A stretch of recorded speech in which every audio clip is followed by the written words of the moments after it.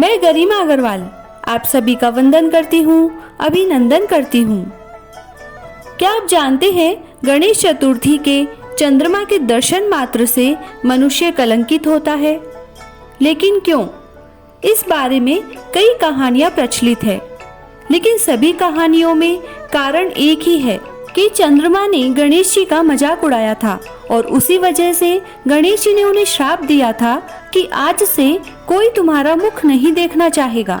लेकिन सभी प्राणियों के कष्ट व देवताओं की प्रार्थना से गणेश जी ने चंद्रमा को वरदान दिया कि चंद्रमा श्राप से मुक्त तो हो जाएगा, लेकिन भाद्रपद की शुक्ल पक्ष की चतुर्थी को जो कोई भी चंद्रमा दर्शन करेगा उस पर चोरी आदि का झूठा लांछन लगेगा।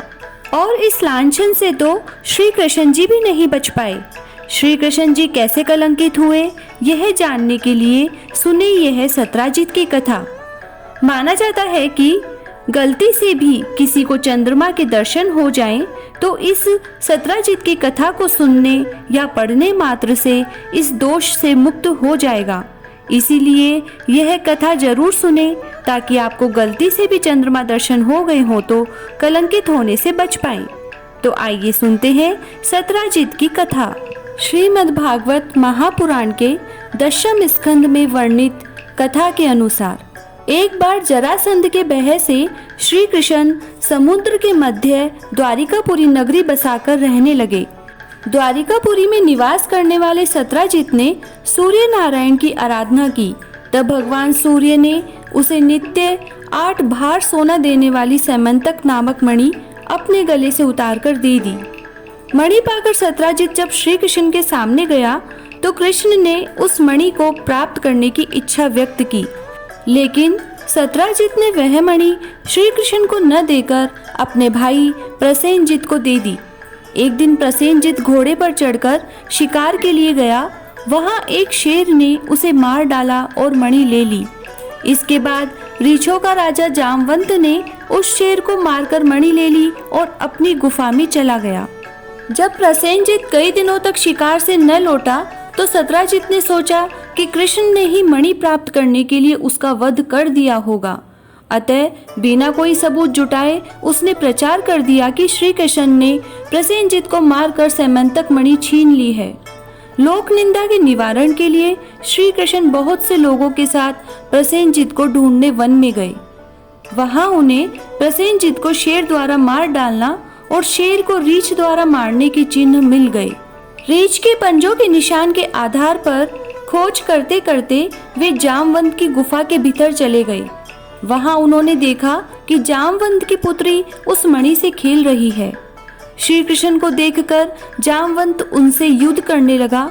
इधर गुफा के बाहर श्री कृष्ण के साथियों ने उनकी 7 दिन तक प्रतीक्षा की। फिर वे लोग उन्हें मर गया जानकर पश्चाताप करते हुए द्वारिकापुरी लौट गए।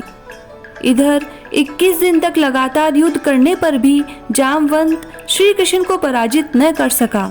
तब उसने सोचा ये अवतारी पुरुष है, और यह पुष्टि होने पर उसने अपनी कन्या का विवाह श्री कृष्ण के साथ कर दिया और मणि दे दी। श्री कृष्ण जब मणि लेकर वापस आए तो सत्राजित अपने किए पर बहुत लज्जित हुआ। इस लज्जा से मुक्त होने के लिए उसने भी अपनी पुत्री का विवाह श्री कृष्ण के साथ कर दिया। कुछ समय बाद श्री कृष्ण इंद्रप्रस्थ गए। तब अक्रूर तथा ऋतुवर्मा की राय से शतधन्वा यादव ने सत्राजित को मारकर मणि अपने कब्जे में ले ली। सत्राजित की मौत का समाचार जब श्री कृष्ण को मिला तो वे तत्काल द्वारिका पहुँचे। वे शतधन्वा को मारकर मणि छीनने को तैयार हो गए। इस कार्य में सहायता के लिए बलराम भी तैयार थे। यह जानकर शतधन्वा ने मणि अक्रूर को दे दी और स्वयं भाग निकला। श्री कृष्ण ने उसका पीछा करके उसे मार तो डाला, पर मणि उन्हें नहीं मिल पाई। तभी बलराम जी भी वहां पहुंचे। श्री कृष्ण ने उन्हें बताया कि मणि इसके पास नहीं है। बलराम जी को विश्वास न हुआ। वे अप्रसन्न होकर विदर्भ चले गए।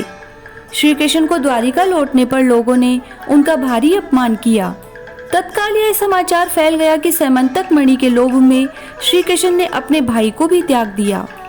श्री कृष्ण इस अकारण हुए अपमान के शोक में डूबे थे कि वहां नारद जी आ गए। उन्होंने श्री कृष्ण को बताया कि आपने भाद्रपद माह के शुक्ल पक्ष की चतुर्थी के चंद्रमा का दर्शन किया था, इसी कारण आपको इस तरह लांछित होना पड़ रहा है।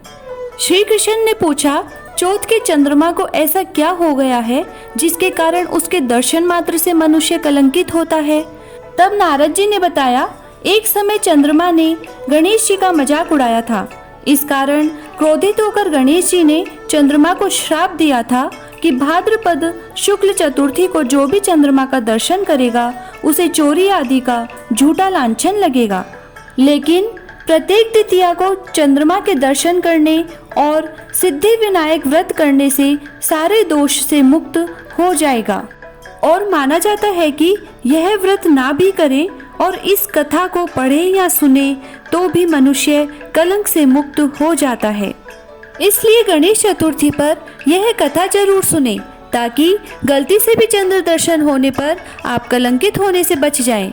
और साथ ही इस वीडियो को सभी के साथ शेयर करें जिससे बाकी लोगों को भी इसका लाभ मिल सके। जय गणेश जी महाराज की।